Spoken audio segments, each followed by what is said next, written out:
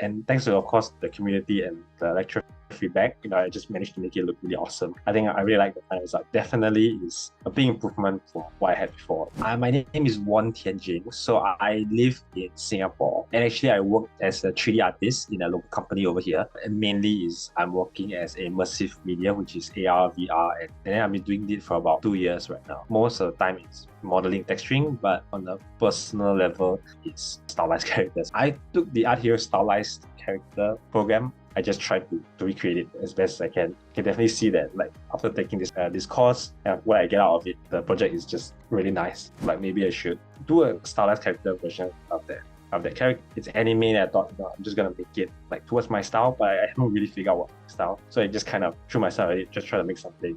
It turned out okay. I thought it's pretty nice, but I feel like, as I said, something was missing. I think I didn't know how to push that stylization as best as I could. Trying to develop, like, at least my own personal style, and also, of course, improve my skills in Zbrush. Those were my goals. And then coming into Art Heroes, it was more of how do I perfect that style, I guess. Posting your work in progress, I think straight away the next day I get feedback from the lecture, which is really, really fast and really great. And then getting, of course, tips from the community as well. I think that was quite good for me. I like that the new squad system as well. It was really, really, like, there's a group of students, and then we get to share our work with each other. And then it's more, I guess, personalized.